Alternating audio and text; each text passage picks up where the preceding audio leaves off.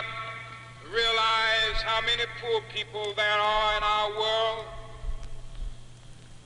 There are millions of people still going to bed hungry tonight all over our world. I've been in India on those... Good evening. My name is Joe Robinson, and I'm the rector at Christ Church here in Cambridge, and delighted that we're having this program tonight, and delighted to welcome all of you to be here with us. Being rector means that you are the one who is responsible. However, if you know many members of my congregation, you know that's an entirely different thing from being in control. So they put me up to speaking in moments of things like this when I'm not in my element, and it makes me just a little nervous behind the ears here, I can always tell. It's a special event, though, and a great thing for us to be remembering. And it's with a great deal of pride in a working group within our congregation whose focus is on issues of social justice and community outreach that this has happened tonight. These good folks have labored hard to bring this night together, and they've also been very busy with other projects of import. Their efforts in favor of a permanent restroom facility on or around Cambridge Common are getting some positive reaction all over the city. You may have seen our cards.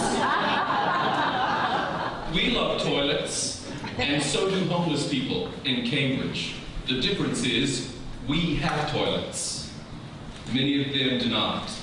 And while the city welcomes them to live here with us, they are not being responsible at the present for providing the most rudimentary conveniences and necessities for their life here. So they're working on that. They're working on some other good things too. They've established a new website. I have a visual aid. And you can have one of these tonight by, I think they're at the table just outside the door. Is that where they are, Web? Or if you see Web Brown just after this, she'll be happy to give you some of them. They've gotten almost 500 cards and letters sent to the city of Cambridge about this particular project. Some of them are receiving leadership training from our Diocesan Leadership Training Institute, and all of them are dedicated to holding up the tradition of Christ Church being active both close to home and far away for the good of all God's people. Please join me as they stand and we show our appreciation to the members of our Walking in Love community.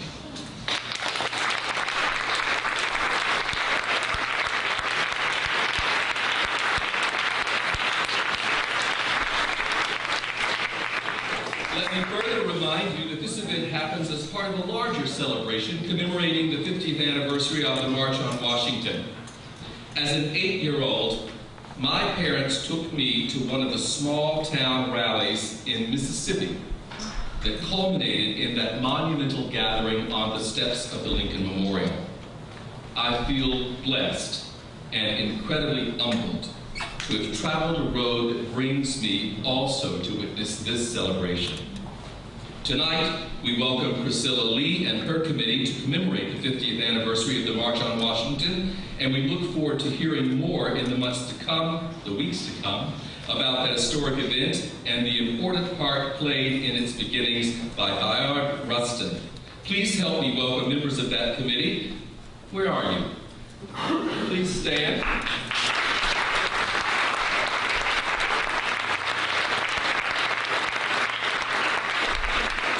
And we're still away so that people can get paperwork from you afterwards tonight. Because they have flyers too. Oh wait, visual aid. See, I don't do that much on Sundays.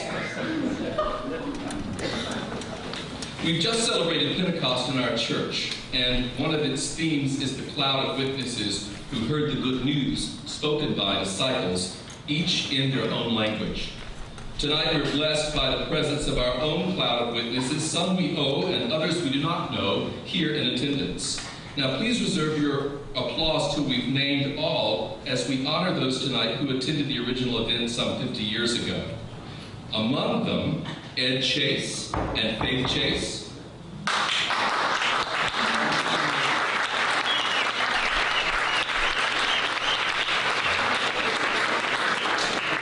See what I tell you. Horace Goodrich, who's who's not in attendance with us tonight. And Tom Snow, his wife Leah, are here with us tonight. Tom was 11, and his father was on staff here at Christ Church at that time. So,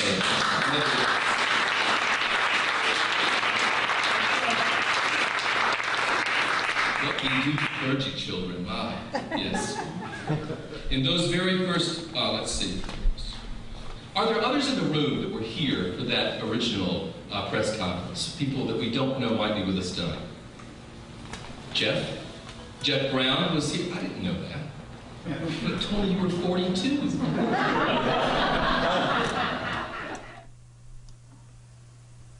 Hello and welcome to another edition of your Human Service News and Information. I'm Hassan Rashid, your host, and it's always excellent coming to your lives like we do here at CCTV Daily.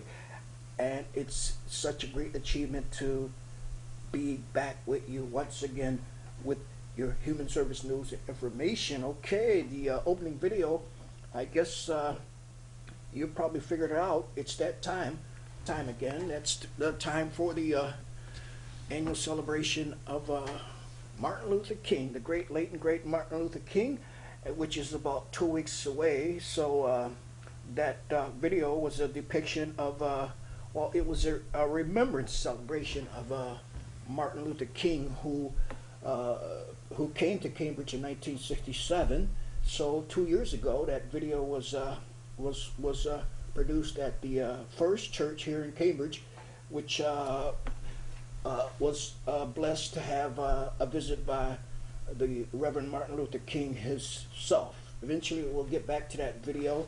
I'll let you hear some more of the proceedings. There are several speakers in line to talk. That Baird Rustin, Representative Rustin, and Lanny Guinier, and several others that you may know. Some of you may recall that event, but it was entitled "Remembering When Martin Luther King Came to Cambridge." Two weeks from now, the city of Cambridge is going to pull out all the stops and have a great big celebration of Martin Luther King, for Martin Luther King Day. So that's about 2 weeks from now. So stay tuned for more information about that. But first, I'd like to send out our condolences to the late and great Senator Edward Broke from Massachusetts, the first black person served in the Senate, and he was from right here in Massachusetts. He passed away recently. So once again, we send out our condolences to the Senator Edward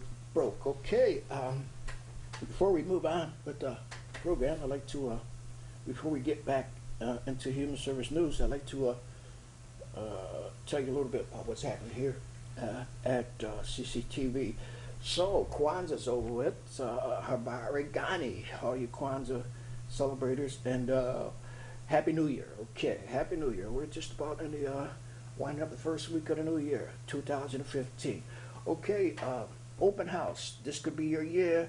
Join us to learn how CCTV can help. January 15th, 6:30 to 8 p.m., 438 Massachusetts Avenue, Central Square, Cambridge. Take a look behind the scenes of this award-winning community media center and local cable television. Talk with staff about life at CCTV and television and production opportunities that may interest you. Get a feel for our gear and facility. Meet our citizen journalists. Enjoy some snacks. That's January 15th, 6:30 to 8 p.m. Open house right here at CCTV. So if you'd like more information, you can call 617-661-6900. That number again is 617-661-6900, or visit www.cctvcambridge.org/join. Okay, once again, that's open house, January 15, 6:30 to 8 p.m. And I'm sure you'll be hearing more about that. Okay, Computers for 50 plus. That's a Monday, 1 to 3 p.m. at the Cambridge Community Televisions. That's every Monday, 1 to 3 p.m. at Cambridge Community Television. So this January to March 2015, that's this year, mini lessons are held every Monday at 2 p.m. So on January 26th, they'll be having sending e-cards to friends and families. February 2nd, meetup.com. February 9th, review website electronics. February 16th, closed for President's Day, okay? February 23rd, how to find local events and new engaging Facebook series, March 2nd. Engaging Facebook, creating your account and user profile.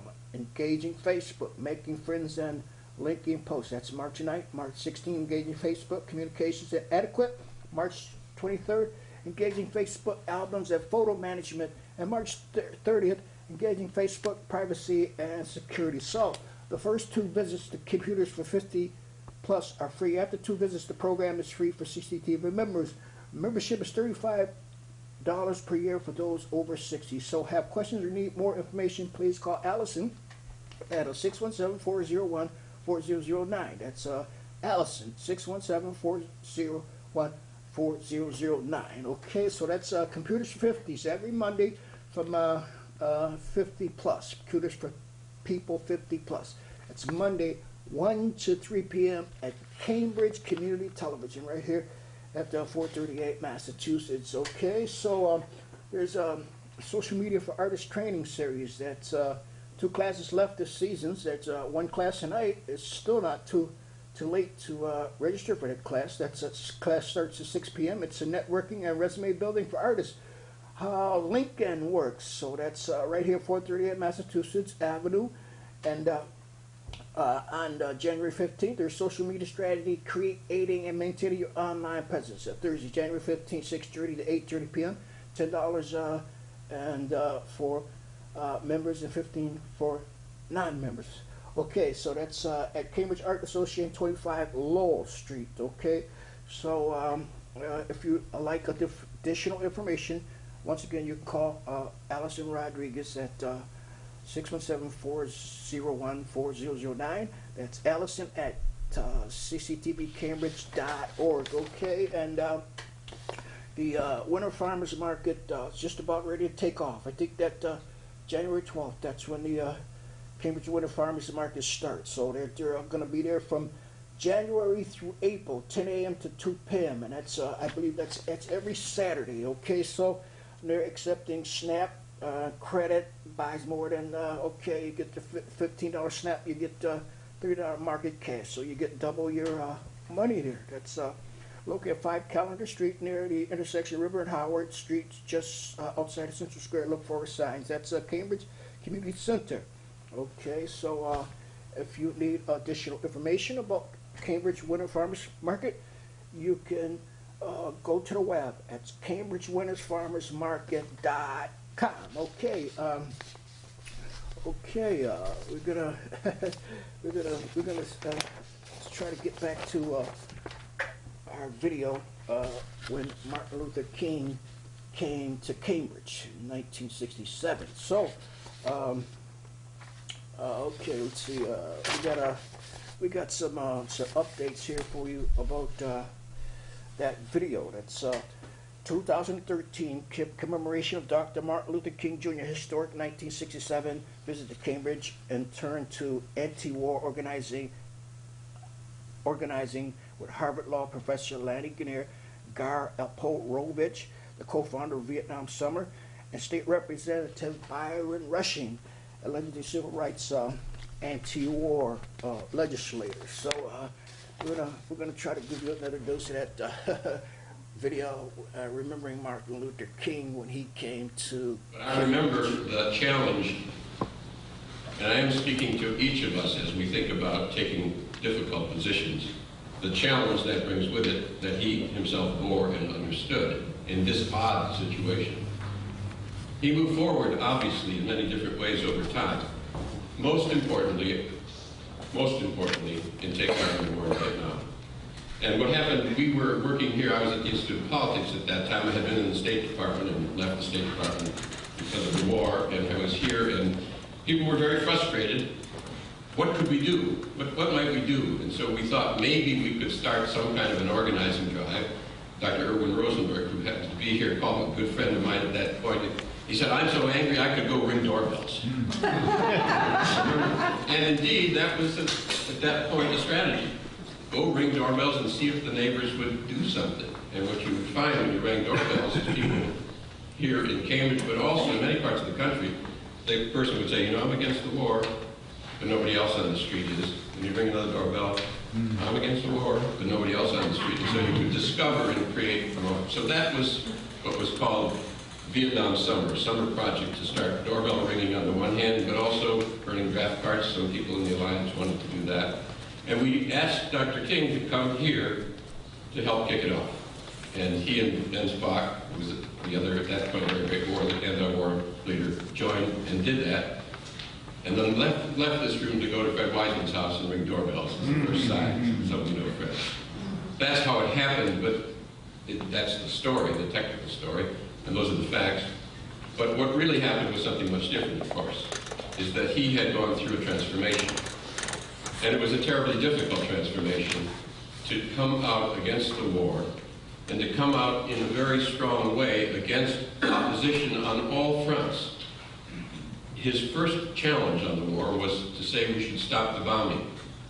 And he was denounced by the Southern Leadership, Southern Christian Leadership Council, his own organization, for saying we should stop the bombing. And when he moved forward and at the Riverside Church speech, which preceded the events that took place in this room, he was denounced on every single front. And it was a great risk to the civil rights movement at that point, because he was taking on the Johnson administration, and he needed Johnson, he felt. But he took it on and opened up a very large space for a much bigger debate against great controversy and against great difficulty. And I think great difficulty we often forget for him personally. He went through an existential struggle in all of this. And in some ways, and I'm at a church, so I have to say I'm talking to the person in your chair and my chair. He went through challenging himself to go deeper and deeper against opposition on all fronts, including his colleagues. Now, that is a lesson all of us need to ponder, because it is comfortable not to ponder that lesson in many different ways, even now on many different issues. So I think that's one of the things that we ought rightly to remember about this event and about those days, not simply the broadening from civil rights. Okay, we're gonna have to intercede here for a moment and tell you about some early Martin Luther King celebrations. Traditionally, I guess the way that they've been running in the past, from 16th January to about the 21st. So this is an early announcement about an early celebration, which is to be held on January 11th. But the real Martin Luther King Day is on January 21st and 19th, around the 19th or 16th. But on Sunday, January 11th at 3 p.m. at the Central Square Branch Library, Martin Luther King Jr. Day celebration with the Moses family. That's Martin Luther King Jr. Day celebration with the Moses family. Celebrate the life and legacy of Dr. Martin Luther King, civil rights icon Robert Moses and his family, Robert, Janet, Mashia, and Omo. They'll discuss Robert's historical contributions and how their organizations, the Algebra Project and the Young People's Project, promote social justice through math literacy. So, early Martin Luther King celebration at Central Square Branch Library, Sunday, January 11th, 3 p.m. Okay, January 19, 2015, there's the Cambridge Annual Martin Luther King Day Commemoration and Remembrance. That's January 19, 2015 at St. Peter's Episcopal Church in Cambridge, Massachusetts. So in this time of renewed focus on the challenge of racism and violence and on action for peace and justice, please join everybody as we remember and celebrate the life and works of Reverend Dr. Martin Luther King Jr. 11 a.m. to 12:45 p.m. celebration of Dr. King's life and work for peace, justice, and transformation. 12:45 to 1:45 p.m. lunch and gathering in the Undercroft basement. In 1967, Martin Luther King described what he saw as the most serious challenge for his society, and that is also the year that he came to Cambridge, and that's what our opening video was about. Remembering Martin Luther King when he came to Cambridge. In his words, we must rapidly begin the shift from a thing-orientated society to a person-oriented society where machines and computers, profit motives, and property rights are considered more important than people. The giant triplets of racism, extreme materialism, militarism are incapable of being conquered. Okay, almost 50 years later, the United States still faces these three existential challenges to our values as a nation. The city of Cambridge will honor and remember Dr. King and his legacy as we gather at St. Peter's Episcopal Church to hear members of the Cambridge community share readings of Dr. King's Calling for Peace. So there's still quite a bit of time away for that event, but if you're wondering where St. Peter's Episcopal Church, it's at 838 Massachusett. So on that same day, I guess just about that same time, there's going to be a big gathering. I imagine every year it's always on the steps of the City Hall. So be watching for some announcement on that, okay? I'd like to get back to our video, remembering when Martin Luther King came to Cambridge. That if we are to get on the right side of the world revolution, get on the right side of the world revolution. That was the issue. There is a global revolution, and he understood that. We as a nation must undergo a radical revolution of our own values. We must rapidly begin the shift from a thing-oriented society to a person-oriented society. When the machines and computers and profit motives and property rights are considered more important than people, the giant triplets of racism, materialism, and militarism are incapable of being conquered. And then he got deeper. True compassion is more than flinging a coin to a beggar. It is not haphazard and superficial.